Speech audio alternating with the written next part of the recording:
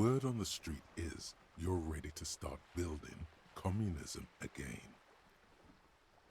You keep saying things like, down with the bourgeoisie, eat the rich, sodomize the landowners, impale all people who have more than 25 real in their pockets, literally murder all human beings regardless of their political beliefs. Oh yes, the mask of ambivalence. Don't deny it. You're about to rip it off and reveal the monstrous seven-eyed lamb of global communism that would devour and masticate mankind. Everyone can see that. So tell me, do you have any questions before we fire up the big communism builder? Or do we get right down to it? Oh yeah, get the firing squads and the animal wagons ready. Too late to back out now. You can't make an omelette without breaking a few million eggs.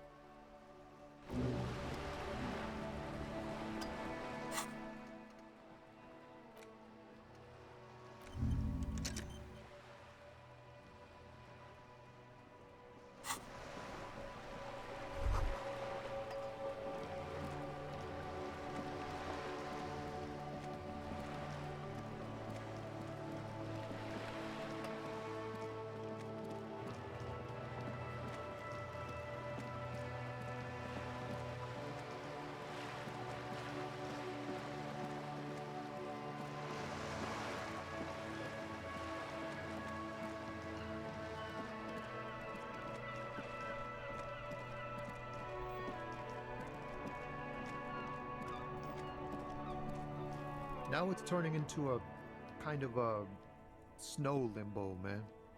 What's on your mind? Ah, man. Me and narcotics go way back. Had some good times surfing the psychic waves of my own consciousness, you know? But those days are behind me. There are other addictions in my life now. Why the inquiry, my man? We have a credible lead, sir. Someone on this roundabout is waiting for a bulk shipment from the harbor to load it on their lorry and drive it to Jamrock. Not me, man. No way. I don't need any trouble. Shit's bad enough anyway. This jam's got folks up in arms, and I'm afraid it's headed toward a conflagration. Look, man, I try to stay away from the criminal underbelly of Revachol. I'm a guest here. You really need to find another man to probe with those questions. We wouldn't say he's lying, sire.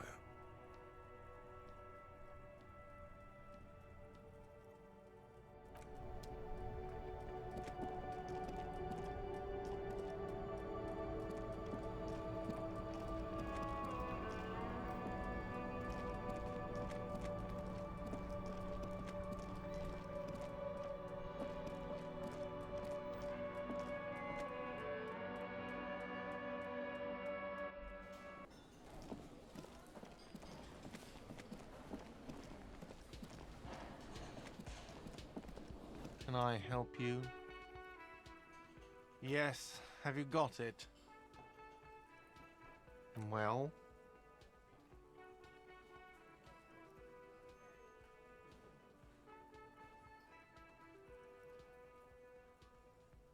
Great. Thank you, officer. That's all I wanted. Payment for services rendered. It's good you paid before 9 p.m., or your door would have been locked electronically. Please pay for each night in advance starting tomorrow. 20 real per night.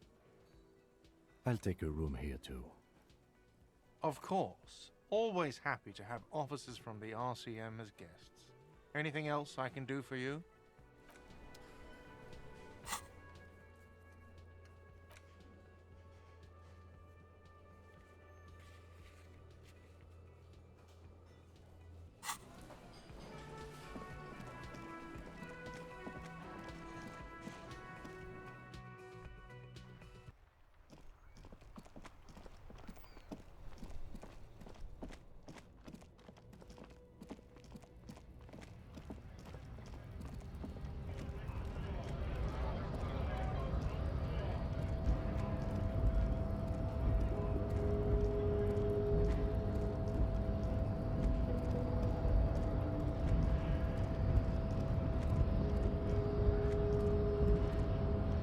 promising race pupil returns.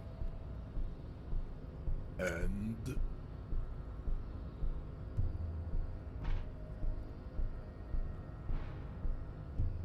fascinating. The Revacholian degenerate shows signs of racial self-reflection. How did you accomplish this little feat?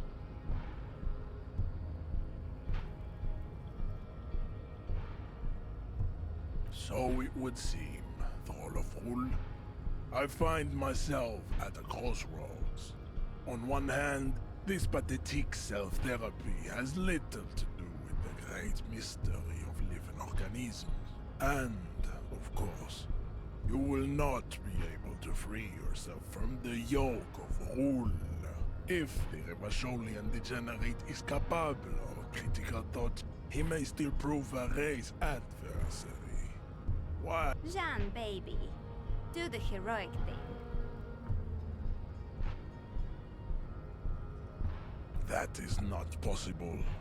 The game of Shahmat you play against the rules tricks is unwinnable. You will not. You cannot withstand the wasteland of realite. It's super hard, Jean. My mom couldn't do it either. Very well. You may enter once. Our conversation here has concluded. Well done. Let's go.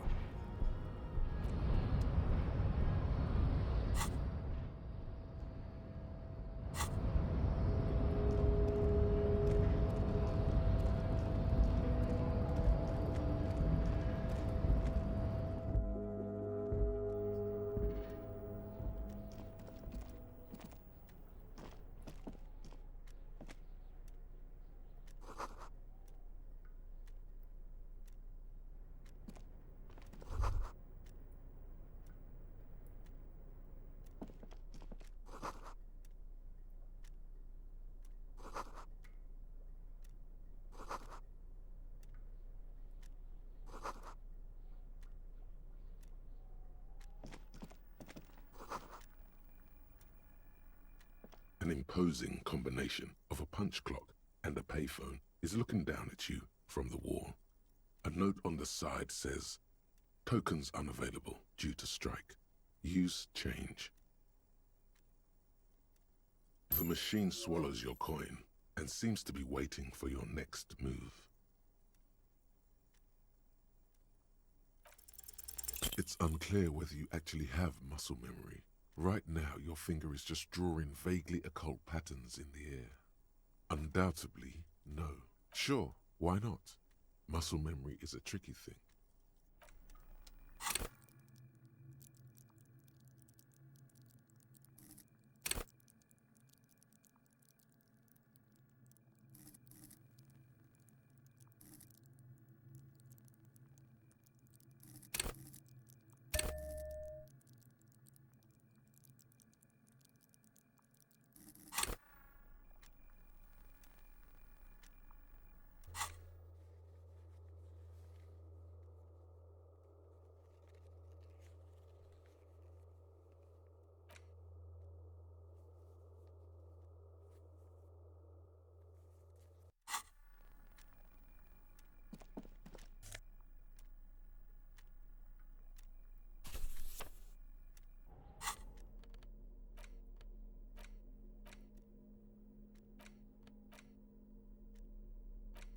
The front of this quarterly journal features a large satirical portrait of the late King Friesel. From the sides of his head, a pair of white antlers spread to the corners of the cover. Because Friesel was incompetent, foolish, and cruel. In short, the embodiment of everything the communards wished to overthrow. It's satire, you see. Because white antlers are one of the symbols of communism. They represent a society in accord with the natural world and, at the same time, above it. To your disappointment, there aren't any full-color pictures to direct your attention. Just column after column of closely set text, interrupted occasionally by little doodles in black and white. After rifling the pages with your thumb several times, the magazine is divided into several sections. International developments.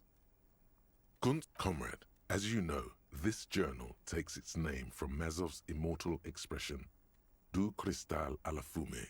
This was his way of describing the way the rigid, crystalline structures of capitalist ideology turned to smoke under communism. But, like the structures of capitalist ideology, we too are at risk of going à la fumée, unlike many publications which are content to spoon-feed their readers reassuring drivel. La Fumée is committed to telling the radical truth, even when that truth may drive away potential subscribers. Only 4 issues in, and it sounds like they've already alienated their readership. So please, if you value our radical Mazovian perspective on contemporary politics, culture, and international affairs, you flip back to the front of the magazine. The table of this section includes a long, tedious critique of the latest round of free trade negotiations between the EPIS nations and the Free State of Semenine. You also skip over an article about heavy fuel oil smuggling along the Messina border. Something about face it, you really aren't interested in foreign affairs. You flip back to the front of the magazine. The table, it takes a moment, but gradually it dawns on you that Kunst und Kultur must mean arts and culture. Why they decided to title this one section in Volda is beyond you. It evokes a sense of recognition and fellowship among those privileged enough to understand. As you leaf through this section, you come across several reviews of recent radio plays, as well as a brief artist spotlight featuring a local artist identified only as CS. The main feature, though, is a long essay titled Tip Top Tournée, a critical Mazovian perspective. The Tip Top Tournée is an inter-Isolari racing series, mostly known for its high speeds, ludicrous sponsorship deals, and high death toll. In Revachol, it's held quadrennially on the prestigious Zero Carousel racing circuit. This so-called artist spotlight is really just a brief Q&A, made all the briefer by the subject's evident hostility to her interviewer.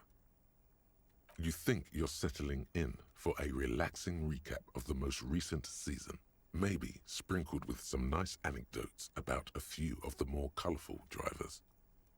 Instead, you find yourself skimming a 10,000-word feature about all the politically problematic aspects of Tip Top Tournée. Where to even start? For one, there's the crass commercialism of its sponsorships, and then there's the practically criminal emphasis on deadly motor crashes. So, all of it, basically.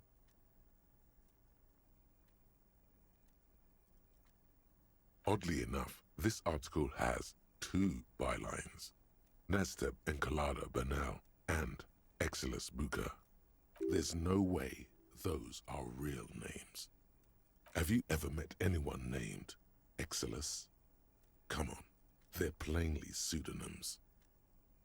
Under capitalism, the article says, every pursuit has its price. Every pleasure, even one as elemental as the joy of racing others around a track, is reduced to an advertising opportunity.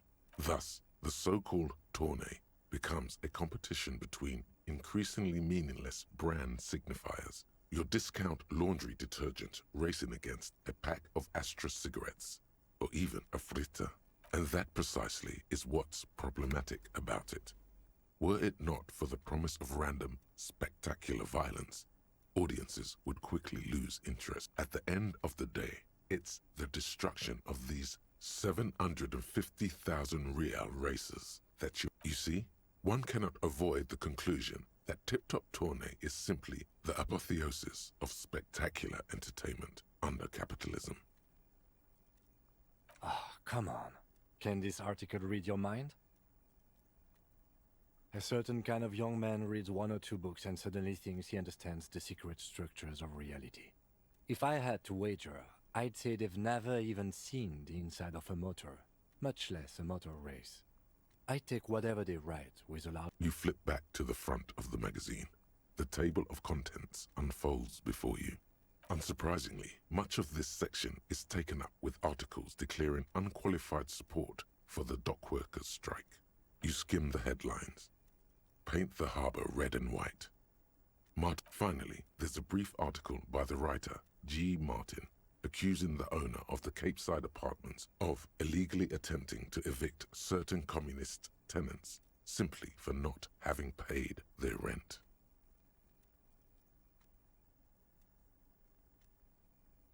The writer G. Martin remarks dryly that capitalists love wealth redistribution so long as it's only redistributed upward.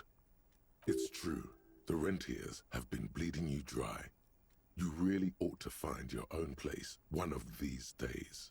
You flip back to the front of the...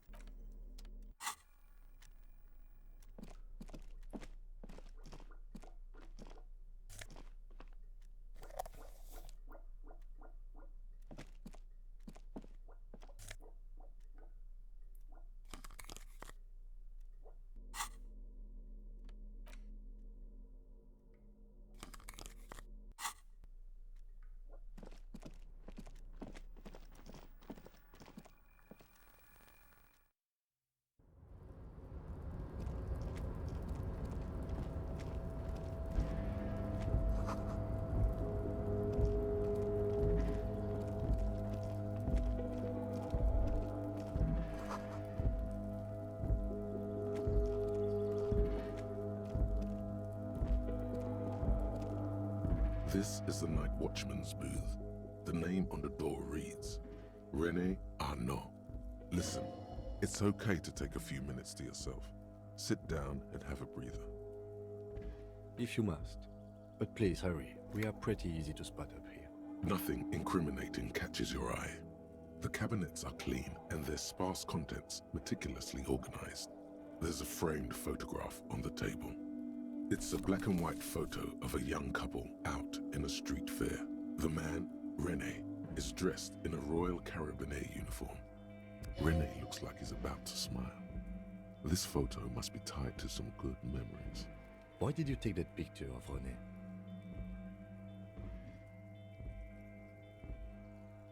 You're really interested in that old soldier. Not sure I understand your fascination, but sure, as long as it doesn't take up a whole lot of time.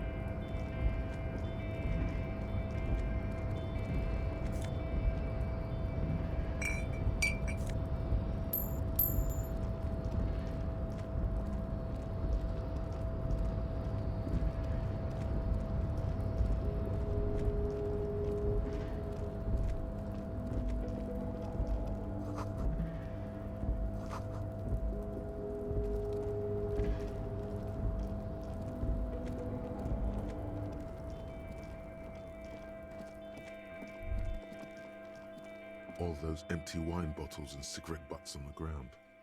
Someone partied really well. They went through 6 bottles of potent Pilsner, 3 bottles of Commodore Red.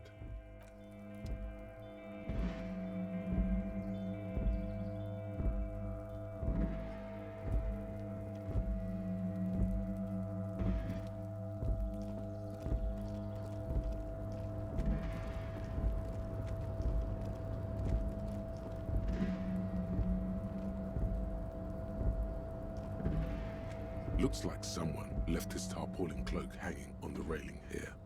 There is a white rectangle clearly visible on its back.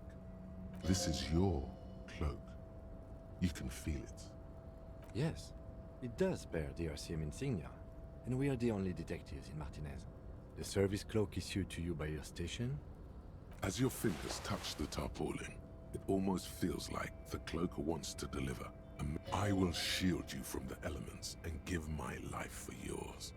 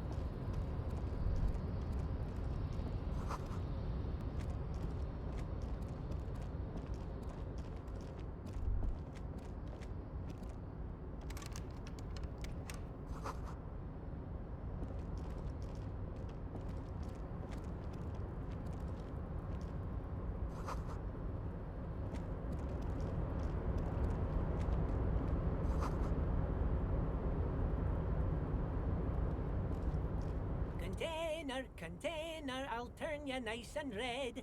The lyrics to this container song are being made up as he goes. The accent is so thick, it's impossible not to notice he's Ubi, from the vanishing peninsula of Ubisunt.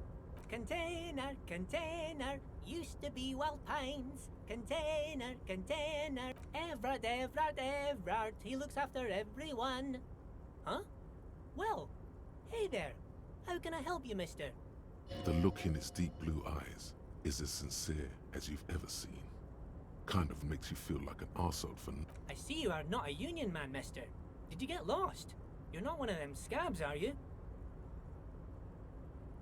I mean, I don't personally mind. Folks is just folks, you know, and folks gotta eat. Just some of the other guys don't look too kindly on the scabbing kind, if you know what I mean, mister. Oh yes, born and raised in Irish, mister. Mum had to leave my dad after he got a bit violent. Took us here to the new world. I was about 10 then, too old to lose my accent then. People say us Ubis are up to all sorts of trouble with sheep and other animals and whatnot. I just want you to know there was never any of that where I come from. No... Thank you for clarifying that, sir. Oh, I'm just making some covers for them containers here. Yes I am. So it's easier for the crane operators to spot them. The containers in the yard are green in Wild Pines livery, and the mountains rising behind Leo is all red in Union. It's like some red infection was spreading outwards from the container yard's core. No, not really. Mr. Everett doesn't tell me all the big things. Says I go and tell them to everyone. Yes, they are hiding it from the inside. All the red containers have the Debarders Union logo on them. Oh, no trouble at all, mister. No trouble at all. Oh, most of the guys are down at the gates, keeping the scabs from coming in. We're on a strike. The whole union is. You don't have to work when you're on strike. Ha! We haven't worked for 2 months now. So no one is working? Not everyone is down there, of course. Mr. Everard is in his office, where he always is. But Titus and his boys got into some drunken trouble and Everard sent them on a nice vacation. For a week or so. Oh, I'm not really supposed to talk about that. That's union business. Him and his boys stirred up something in town. Probably drank too much and got into a fight or something. I heard Mr. Everett telling them to take some time off. I guess the boys got a bit too rowdy and had to let out some steam. I don't really know the details. That's just how boys are, you know. I haven't been in a fight since I was in middle school. Easy, Leo. Let's keep this on the hearties. Look at him. It's not going to be anything useful anyway. Don't fight it. Better to go with the flow. Too late. Leo's mouth is still moving, and the words are spewing forth. Words, words, and look. Now he's talking about some drunk sawmill owner who... No, he already switched to a prized fishing rod he apparently owned at some point. You know what? Just cut in there with... Oh, that one. That should be empty as far as I know. Lots of containers here have nothing in them. They're just waiting to be loaded up. Yes, yes. Everybody needs a job, and this is mine. I'm Leonard, by the way. Leonard Bellick. But everyone calls me Leo. I'm like Mr. Everett's right-hand man when Mr. Edgar is out of town, and Mr. Edgar's right-hand man when Mr. Everett is away. Actually, Miss Beaufort is the right-hand man, but she's a lady. Who is this, Miss Beaufort? A real pretty lady with a skin like those douce sucre candy bars my missus likes so much. Them are real nice to suckle on once the dinner is done, but I can't listen to the radio all the time. There's so much to do around here, and I'm always busy keeping things running here. Yes, I am. Yes, I am. Oh, Lizzie, she is a real sharp tool. Mr. Everett put her through some fancy school and everything, east of the river. 4 years she was gone, and when she came back... He respects that word. That's obvious. But she's a real nice girl. Grew up in this here neighborhood. Knows everybody and gets along with everyone. For a fraction of a second, there's sadness in his eyes. If me missus and me was to have a child, I'd be real happy if she turned out like her. But she can't have kids. Dr. Lemaitre said so, and she knows about such things. Been a doctor for almost 50 years she has. So Everett trained a lawyer named Miss Beaufort. Interesting. Yes, this place really seems to run like clockwork. Keep it up, Leo. Well, thanks a lot. Coming from you, it means a lot, really. Sometimes I feel some of the guys don't really get how much I bust my ass for them. The white rectangle on your clothes might not mean an awful lot in Martinaise, but the recognition from an authority figure made Leo's day. Oh, you want Mr. Everett then? He's an awfully nice fellow, he is. Him and his brother are both nice fellows. Guys like Mr. Everett and Mr. Edgar, his brother, are real good guys. Made Martinaise what it is today. Mr. Everett and Mr. Edgar and I went to the same school, we did, when we were boys. Oh, Mr. Everett is usually in his office, of course. But you gotta be quick if you want to see him. He leaves around 10 p.m. Bye-bye now.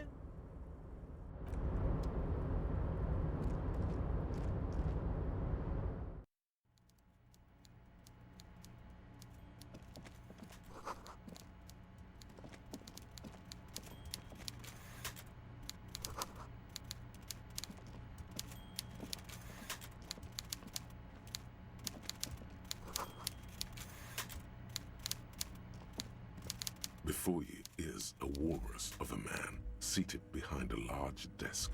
He looks up from his work, not the least bit surprised to see you. With great effort, he straightens himself up in his chair, yet says nothing. He simply... Welcome, Mr. Dubois, Mr. Kitsuragi. It's good of you two to stop by. Please, have a seat. I'm Everett Clare, head of the Debarders Union here in Martinaise. I'd offer you my hand, but unfortunately my health prevents me from getting up. You understand? He looks extremely comfortable. The tiny folding chair, on the other hand, looks like a torture device. You go ahead, detective. Whatever he has in store for you, it can't be good, he thinks. I'll forget about that. What's with this Dubois stuff? You're getting some seriously bad vibes from that name. Please, Mr. Dubois, let us converse in a civilized manner, as equals. Take a seat. It's nothing. Yes, that's probably right. It's nothing. He's trying to throw you off your game with this Dubois nonsense. Don't give him the pleasure. Very well, Mr. Dubois. I respect a man with strong convictions. I, too, have convictions. One of which is that I will not engage with any man who won't face me at eye level. Should you find yourself more amenable in the future, I'd gladly resume our conversation. But until then... You're no Titan of Felician, buddy. He's got you in a fork. Sit down or leave. Excellent, Mr. Dubois. I can see that you're a reasonable man, and reasonable men can be of great use to one another. So tell me, how can the head of the Debarders Union help a representative of the The chair you're sitting on has got to be the most uncomfortable chair in the world. It's violating your backside. Oh, by the way, I heard you got a rather rude reception from a certain Lawrence Gart. Some people have no manners, it pains me to say. This should take care of that nonsense. It should be sufficient to cover your expenses for a few days and patch over your differences with a cafeteria manager. Go ahead, take it. Hey, that's 25 real. That's good money. Think of all the stuff you could.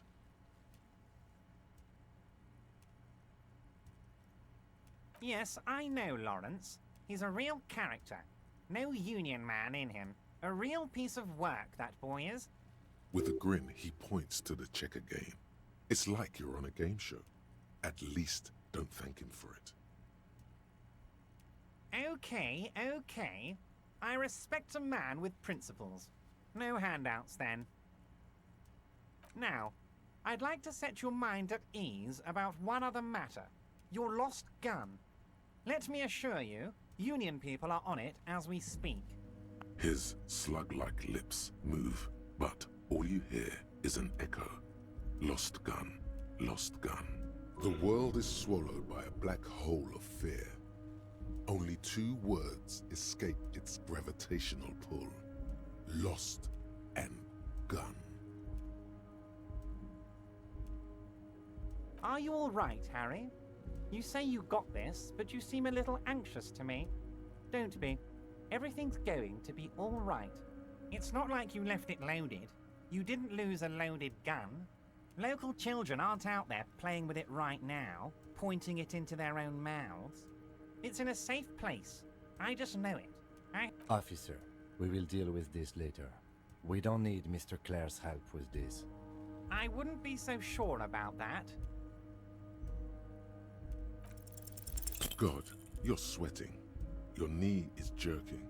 You're about to cry, aren't you? You're about to cry because you... Mr. Dubois, you don't look so good. What is this, Mr. Dubois? He keeps repeating. What is he trying to pull here? Mr. Dubois! Mr. Dubois! Harry! Mr. Dubois, are you okay? Can I get you a glass? Maybe you could use your hands somehow, in a kind of throw-in motion, like you're throwing that Mr. Dubois act right back at him. He's Mr. Dubois. What an odd demonstration of... you got me, Harry. I don't even know what. As end... Okay, enough. We are here to ask you some questions pertaining to a murder investigation. Quick, here's your window. Get yourself together and ask him questions. Police officer questions.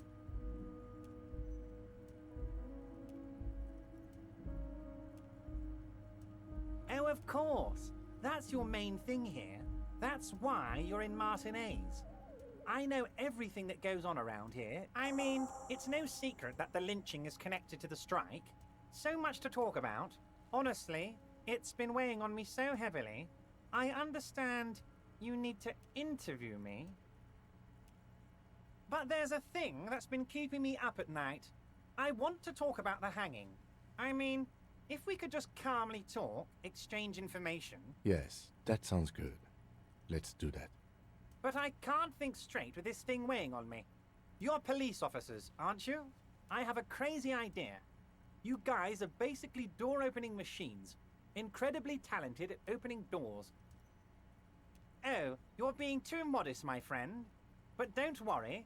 This annoying thing I have is completely legal. I just need you to open a door. The stars aligned into a cosmic frown here. He has your fate decided. Bide your time, however. and let the stars continue their course, and that frown shall turn. Harry, I'm a very busy man, and more importantly, I don't have that extraordinary physique you do. You want to send someone a message that the police are working for you. I repeat, I'm a very, very busy man, Mr. Kitsuragi, and therefore I must occasionally enlist outside help. So, oh, no one's. It's just a weasel. A weasel lives there. A loud blabbering weasel. When weasels feel no one is watching, they start acting foolishly. Just go there, unlock the door, and leave it open. It's been such a burden on me, Harry. I just want this to be over so I can discuss business with you. Harry, my dear friend, I am what people call a local bigwig. I know everything that goes on in Martinez. Fantastic, my friend. Just let me know when it's done. You can get the key from Manana. He's down by the gates. Manana's like a free agent in the Union. Special operations. Hardened socialist. A real free thinker, too. He'll tell you precisely where the door is. One last thing, Harry. Just open the door. You don't need to go in or anything. I just want that weasel to come home and see the unlocked door. Oh, that's very nice. I haven't gotten around to her yet. I'm very, very busy, you see. One thing I want to make very clear, Harry, is that this is not some kind of union versus corporation situation. Yes, we're all trying to do what's best for Martinez. Don't feel like you shouldn't work with her just because you and I are such good friends. I'm not a jealous guy. What do you mean, Harry? Nothing. I let him go. He's an old man, Harry. I wanted him to spend more time with his family. God knows how long he's got left. Harry, I have little people in my organization. I would never call someone a midget. What? Honestly, I'm beginning to think you're a midget, Harry. I'm only kidding, Harry. You're not a midget. No one is. We're pals. Vanished? Harry, the woman left her casserole in the oven and couldn't make it here in time for the voting. Oh, did I leave my casserole on? Better go home and check. The election can wait. Wait, there was no mention of a casserole from Joyce. Harry, Harry, Harry. Do not fixate on this little matter. Maybe it was a rabbit stew, or a hairdryer, or an iron. The point is, her heart wasn't in it. Mine was. This particular brand of humor he has, it makes for a fine distraction. If it's spilled blood you're looking for, then there certainly isn't any in his expression or demeanor now. Yes, yes. Low balling, of course. This isn't a casino, Harry. Real people, real livelihoods are at stake here.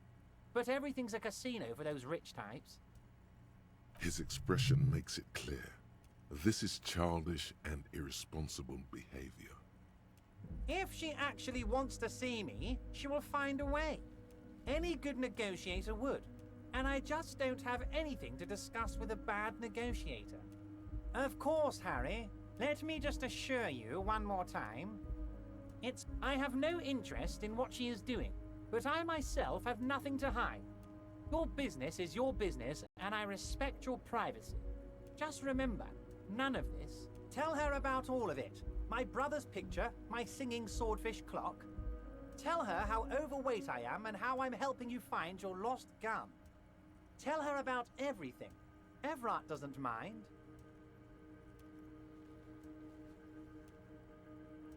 It is rather interesting to tell people things about each other, isn't it?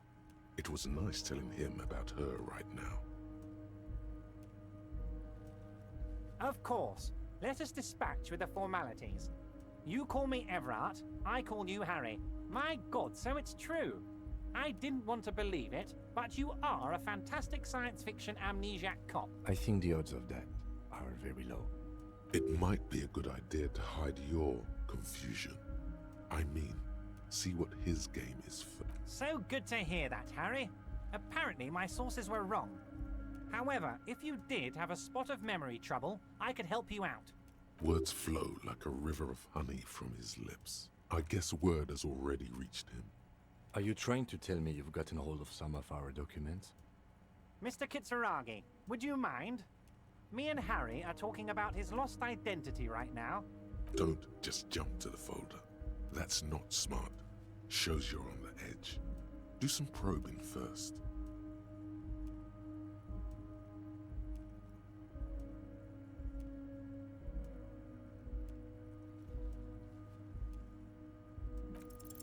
Everard's large hands are covering the folder, but the look on his face says, Oh, Harry. Oh, wow. This is really something. I'm sure it's not that bad. At worst, he has an old RCM folder, and I very much doubt even that. So how about it, Harry? You need assistance, I presume? Of course, Harry, of course. Let's not linger on personal details and amnesia. You wanted something from me. What? Harry, how could you say that to me? You know I appreciate a joke as much as any jolly fat guy, but I can't take slander. Are you actually investigating this? You've hurt me, Harry. Me, a friend. But you know what? I trust you, like I trust all my friends. And I know you'll never talk to me about this again. He's hiding his real reaction beneath courtesy. Thank you for your understanding. We will continue to do what we must. You too, Lieutenant. You know, I like you. None taken. Did we have anything else to do here, Harry? Honestly, I didn't want to bring it up, Harry. I heard you have become Measurehead's race pupil.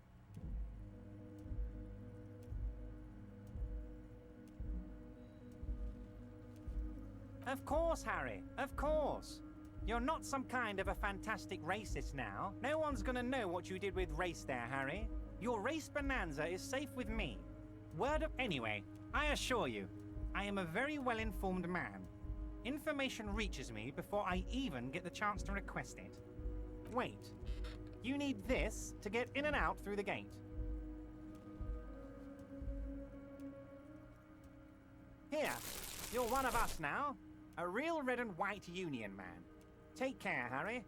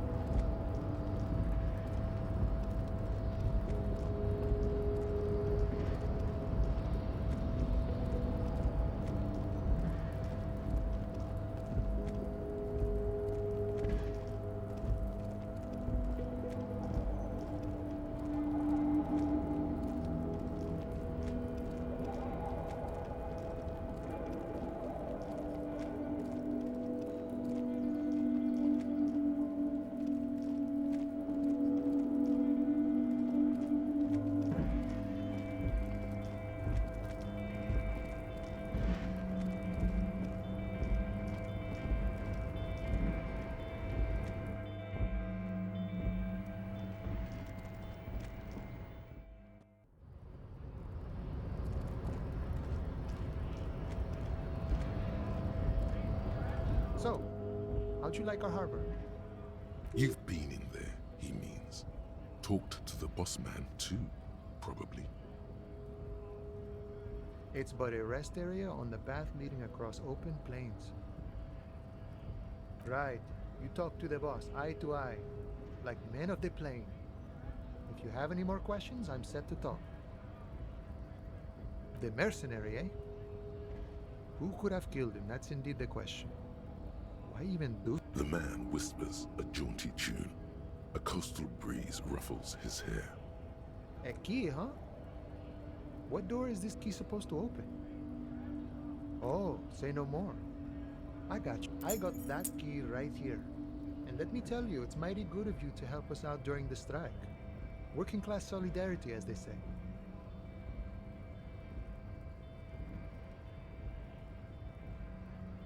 Oh, so the none of the above type, are you? I get it, I get it. I like to keep my distance too. But it doesn't matter. It's a good thing you're doing. Thanks. What you're looking for is a basement door behind the greenhouse. That's behind the whirling in rags. That's all I know. Our organization is what you call compartmentalized. Means we keep out of each other. Okay, but where did you get the key from? The janitor gave it to me. Nice fella. We talked about life and things that really, truly matter. None of this mess we're in. This jiving and juggling. What's it for? To feed our children, I guess. I'm more of a philosophical dock worker. I like to talk about the big picture stuff. He means he's not going to tell you cause he doesn't know. But he will shoot his mouth off with you now that you're working for Everard. Who he is and what they're fighting for. This is interesting. We're negotiating our share. Aye.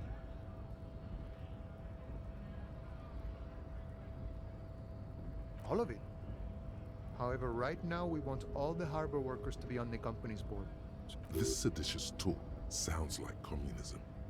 Just so we're on the same page, communism is basically wanting to kill the rich people or deporting them to a labor camp. I think it's best you make up your own mind now that you've met him. In my eyes, he is a capable organizer and a decent businessman. I guess you kind of get to be the village chief.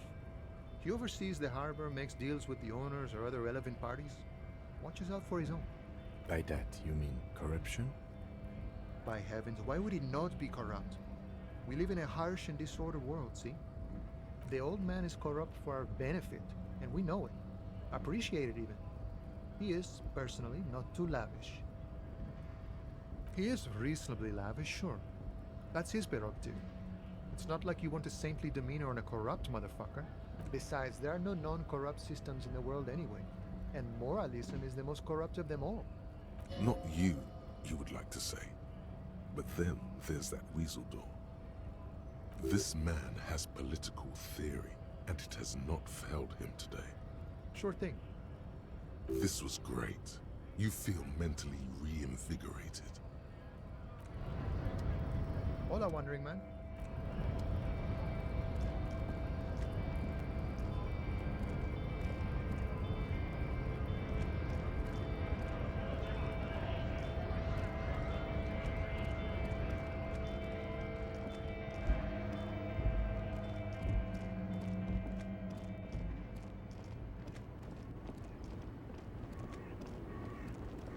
The woman still has her eyes fixed on the photograph. Nothing.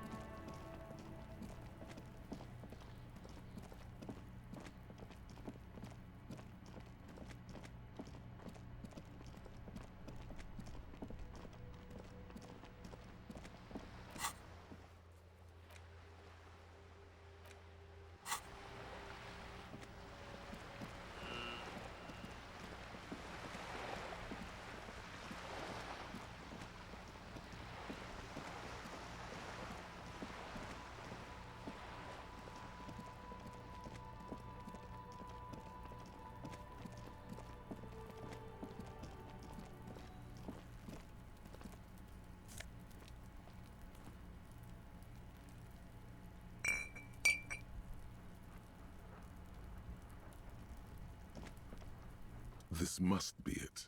The basement door is weather-worn. The copper nails holding the upholstery in place have turned green from sea air. The leather upholstery is worn and rough against your jaw. You don't hear any. In fact, it's oddly silent in the yard around you. No birds chirp. You knock silently. The upholstery muffles the sound. I guess no one is in? Let's be honest. This isn't what I joined the RCM for, but every day tells you something new about yourself. Apparently, working with the local union boss to get info on an investigation is not something I'm squeamish about. I mind that the local thug is using the RCM for his busy work.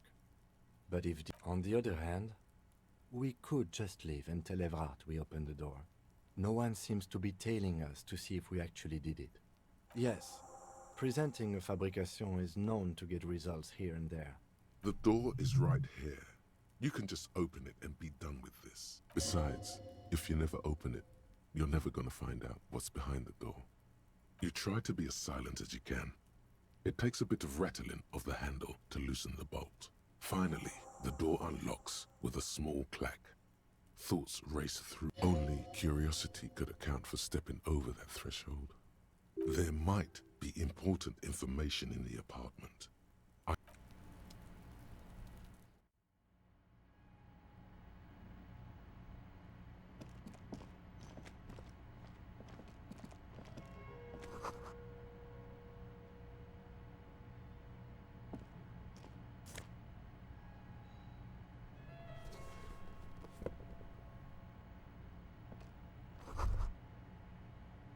This is the flag of Revachol, the suzerainty. This isn't just one sun, but there are little suns dancing around the big sun. This is the sevenfold sun miracle. It's an optical atmospheric anomaly the first settlers saw. Happens in cold weather. 6 small suns around the big one. This complex halo phenomena is how old Revachol got its flag. The tenant is an old-fashioned guy. By old-fashioned, he means very right-wing. The flag doesn't seem to mind. It's just a colorful fabric with a sun sewn onto it. Like all feudal flags, it looks like a children's drawing.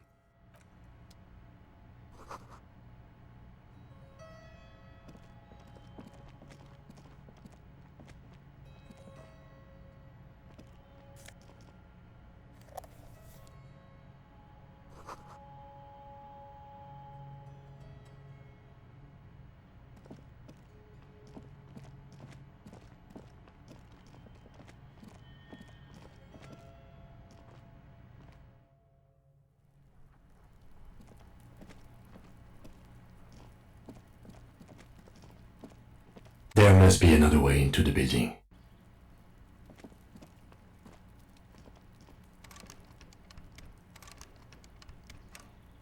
Hey, what's that noise down there? You see a young man on a balcony nursing a cigarette. His eyes have been following you for a while. Not looking for any trouble, officer.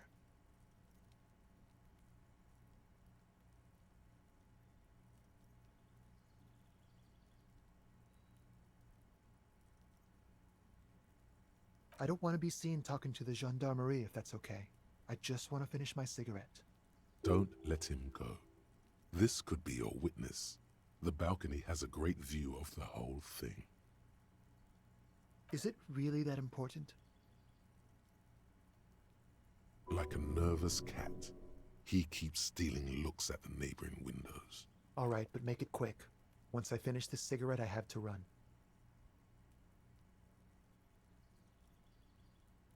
I'd even go so far as to say that the view is a little too good, my dear gendarme. Do you have an estimate of when the body will be taken away? We will remove the body as soon as possible. Now tell us, where were you last Sunday? Oh. You already asked me that, didn't you? Wait, is someone else investigating the lynching? No, not you. Some more muscular type. And when did you speak to this more muscular gentleman? Last week?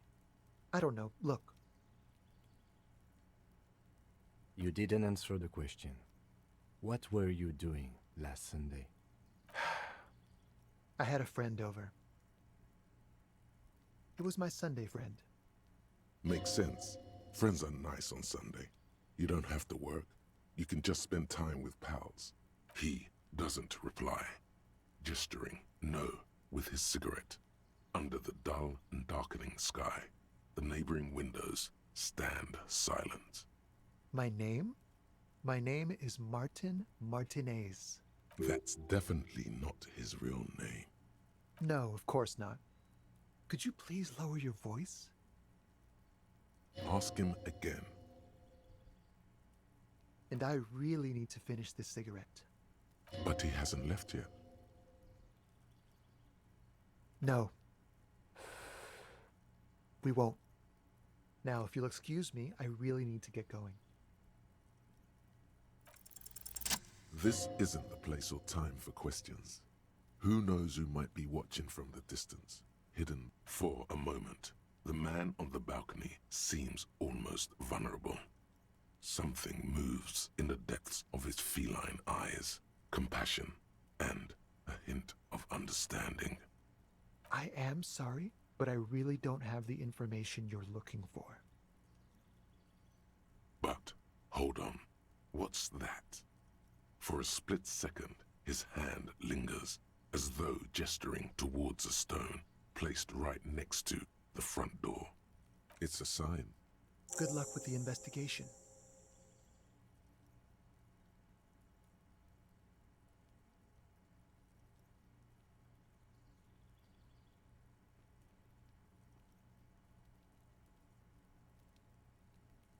He's gone.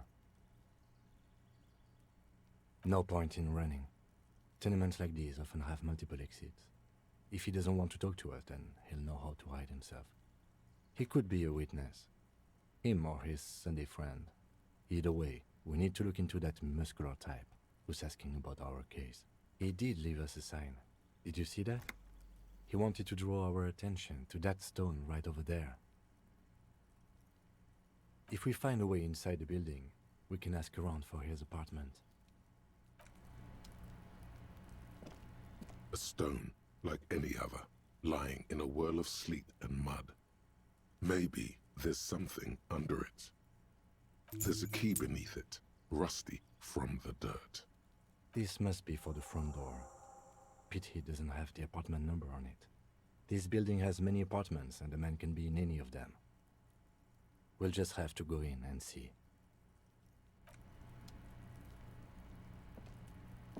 Yes? Me? I don't see how my life is pertinent to the investigation. That's a fair point. All right, for the good of the investigation, what do you want to know? What do you mean? I have no idea what you're talking about. The lieutenant's conceptualization skills must be rather rudimentary. The lieutenant is a police officer of the old school. His concerns are material and extrinsic. But this isn't an old school case. So what? That makes you the new school? God spare us. For real detective work, nothing beats a good notebook by your side. The lieutenant produces his small blue notebook and idly thumbs through a few pages. That's where his conversations with himself take place. We all have our different mediums. His is written.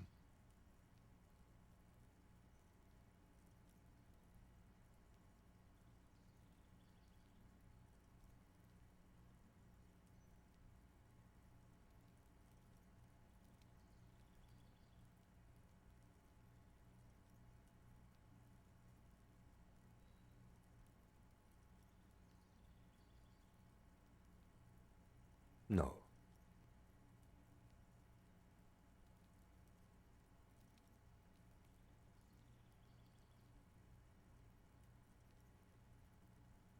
lieutenant nods.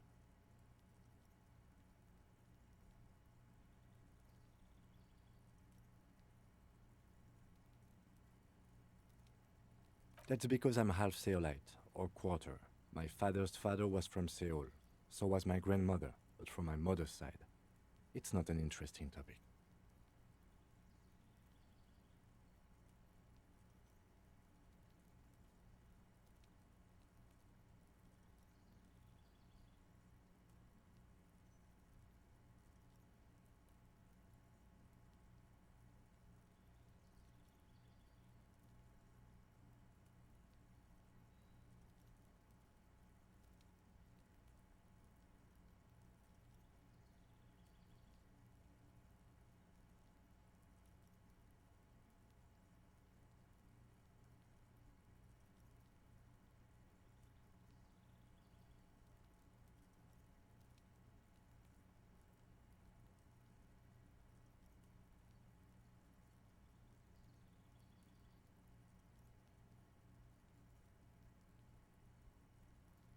It's a part of the world, officer. A geopolitical entity and a geographic division. I told you it wouldn't be interesting.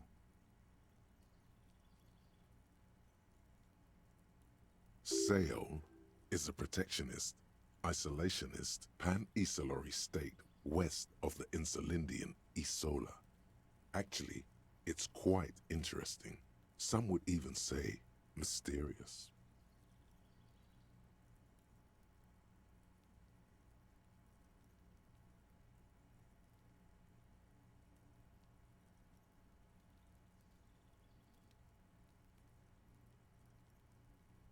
You're barking up the wrong tree. I don't speak a word of Seolite. I've never met either one of my grandparents, and I've never been to Seoul. I'm a regular Revacholière.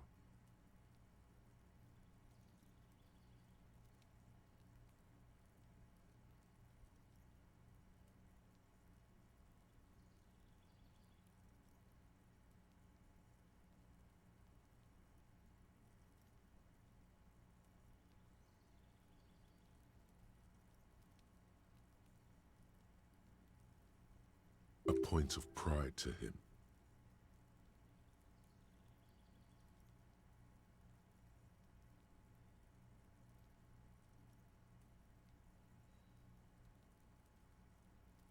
He's glad to have shut down your question.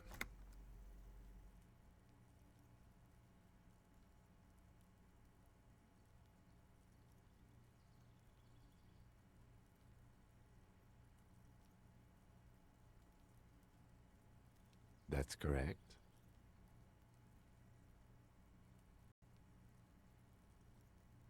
You feel a slight urge to put the lieutenant down for this, but you can't quite muster enough testosterone.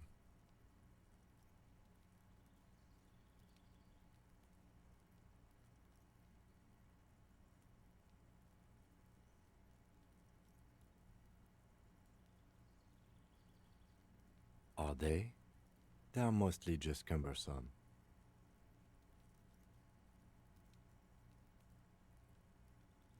You could use a good, normal peer yourself.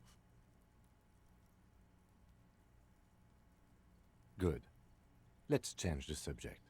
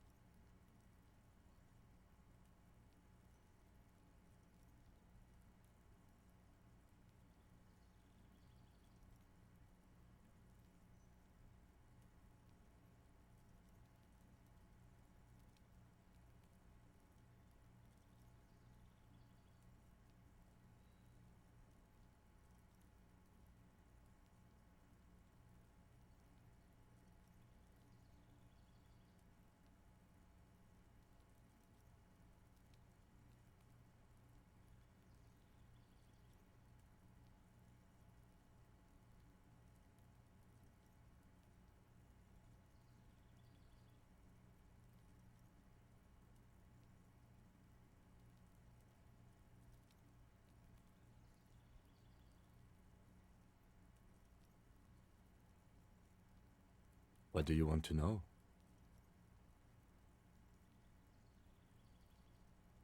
I'm afraid you and I are pawns in a pissing competition.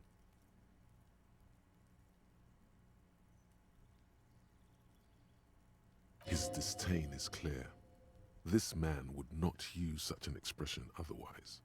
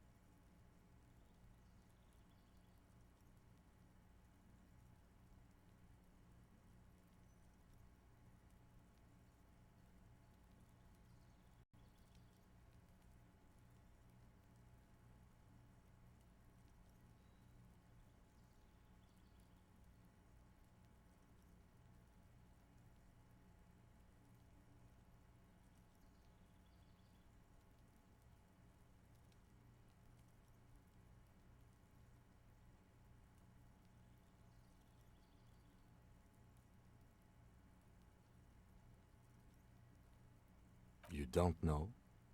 I assumed you were in on it.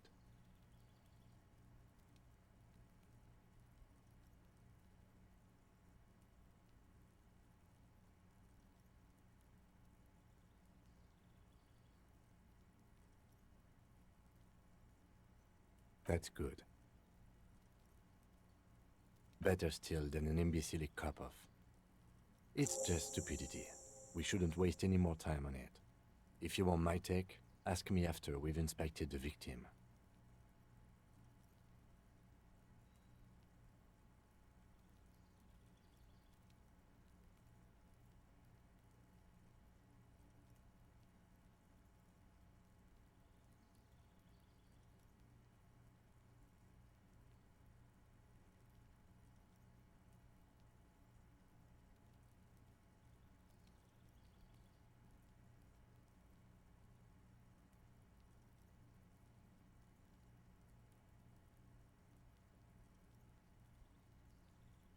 Was there anything else you wanted to know about the case?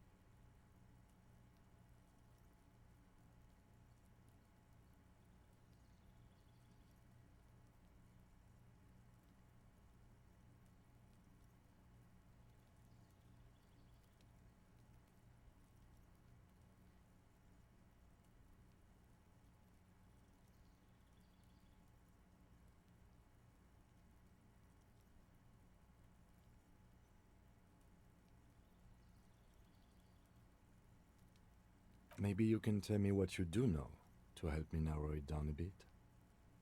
Do you want me to brief you? 3 days ago, the RCM Emergencies Desk received a report about a security guard who was found hanged in Martinez. An anonymous caller said there was a dead body behind the Whirling in Rags hostel cafeteria. During that time, the victim had been stripped of his belongings. The caller did not identify him, but used the word lynching. There is an ongoing labor dispute between the local dock workers and the logistics company Wild Pines. I was told we should approach the death as part of a security guard or worker of some sort hired by Wild Pines. This was just hearsay from Martinez, of course. We need to find out the truth. They didn't identify themselves in any way.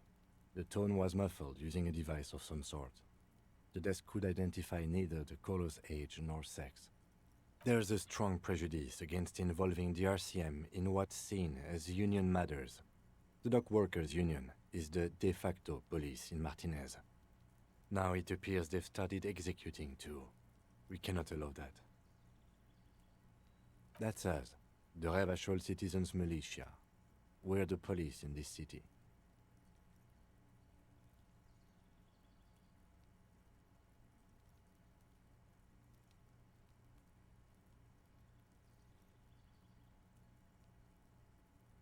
The RCM, or the Revachol Citizen Militia, is the police force you and him are part of. A self-organized peace corps of the occupied city of Revachol. The RCM operates within a legal twilight, yet its authority is rarely questioned. Just to be clear, we are police officers. It's our job to find the killer. That's the case. Uncover and arrest the killer. Good.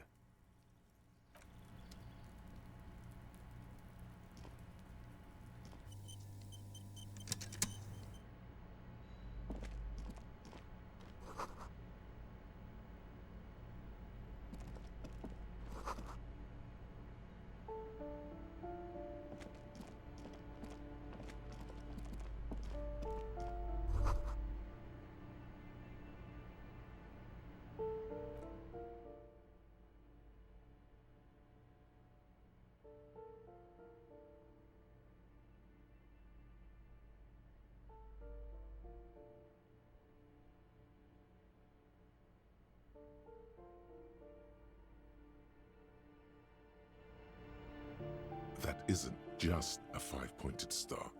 It's an inverted white pentagram cradled in a wreath of antlers, the iconography of communism. The star and antlers was developed in the 6th decade of the last century and quickly adopted by Mezov and the communards during the revolution.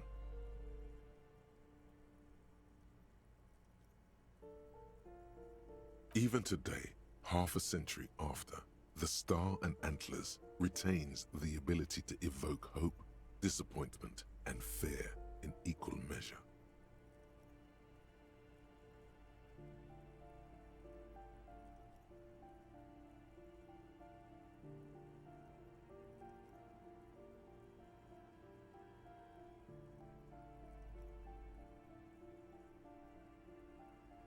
To symbolize the toppling of the old order. Also, some social democrats were already using it, because white is the color of peace.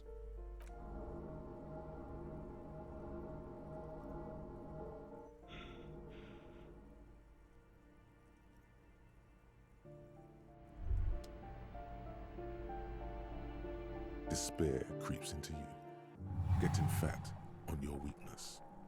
Whatever noble intentions you once had as a police officer, you're still coming up with sentences.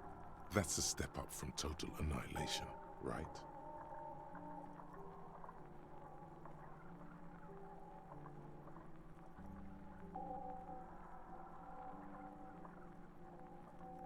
Yes, it can be difficult to be on the receiving end of so much distrust and outright hatred. Nothing you can say would make you feel any better. Cop gives up the detective genre for social realism. Another police officer resigned from...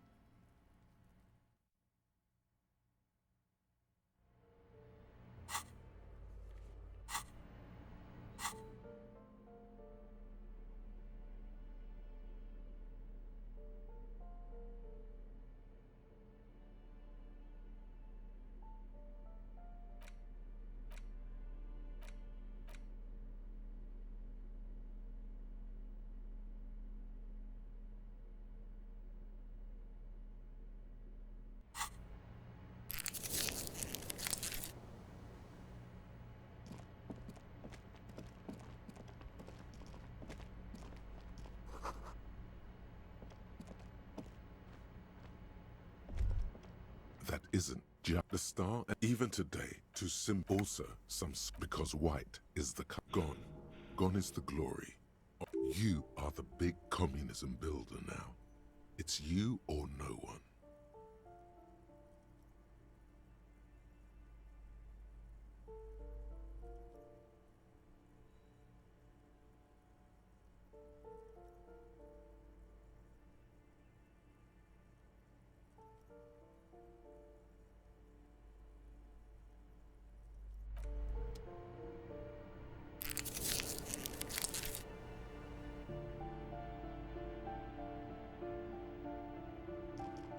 This door has been closed with a padlock. A chalk-drawn number on the board says, number 11. It's a solid lump of metal, but the shackle is deeply corroded. A solid pair of chain cutters would make short work of it. Better whip out those cutters. You won't get very far otherwise. No reply.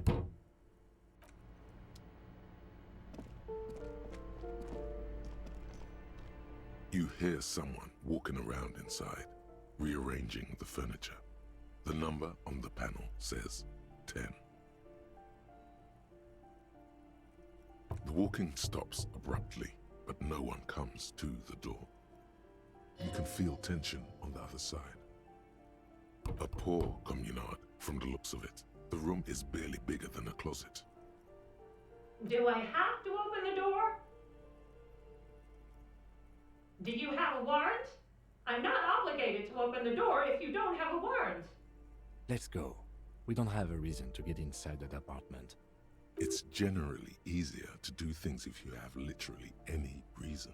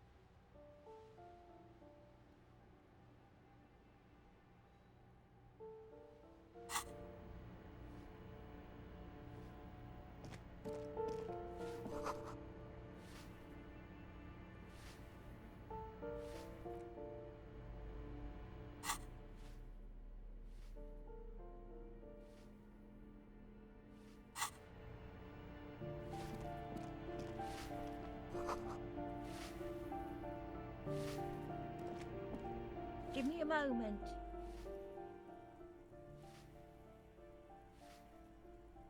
The cold never does any good for my bronchitis. I'm fine. Fine. Don't you worry about me. You're still worried. It's very worrying. Now, what do you want from me, policeman?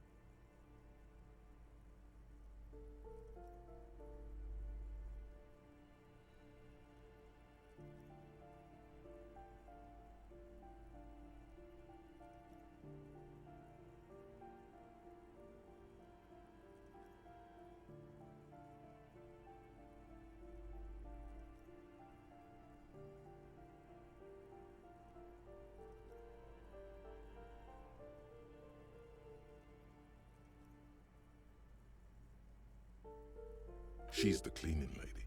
She knows the floor plan and the residence.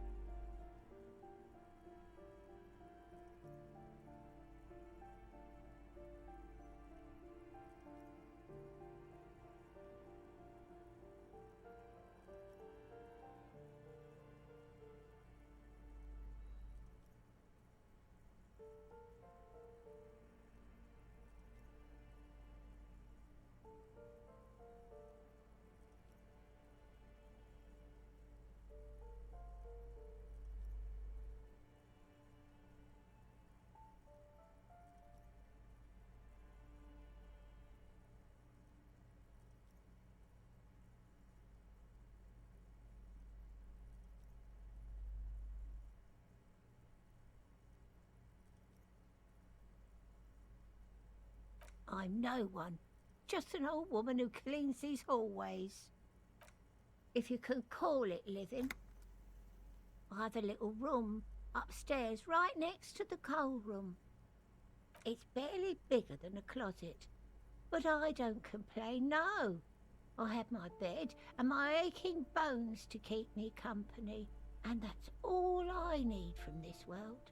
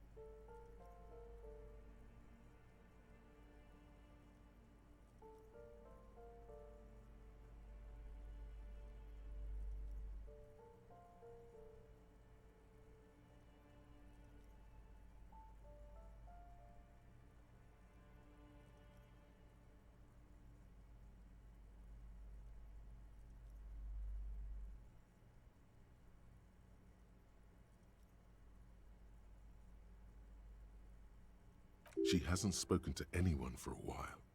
Even her sentences feel rusty. Yes, yes, I know who you mean. The scrawny boy who's always smoking like the devil, right? Somewhere in the building, a child starts crying. You hear a radio tuned to a talk show and someone taking a shower. What's he in trouble for? Talk? What was so funny about that? He lives upstairs in room 28. Go to the balcony. It's one of those doors there. He's usually home in the evening. Thank you. We should go check out his apartment on the balcony. See if he's home. Ask away, policeman. The hell am I supposed to know? Another nut job, I assume.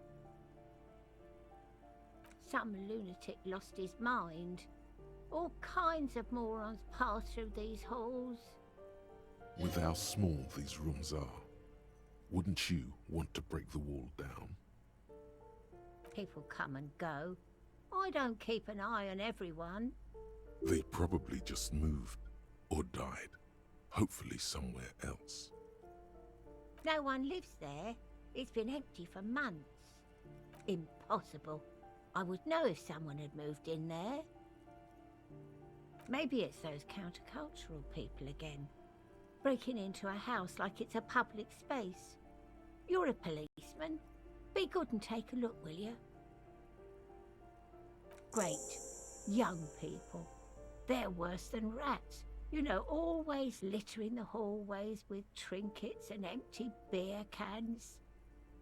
Oh, that one is a scientist, a future scholar.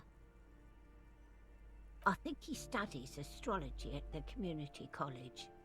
Education's good. I always tell them to study. Something to do with all those stars around his door. He asked me to leave his drawings up on the wall. That's what I said. Astrology. The lieutenant shakes his head, as though to say, let it go. Come on, people. Try to keep up any standards here. It's not about stars. It's... She mumbles some kind of a response. Then... Mazovian Socioeconomics. 0.000% of communism has been built. Evil, child-murdering billionaires still rule the world with a shit-eating grin. All he has managed to do is make himself sad. He is starting...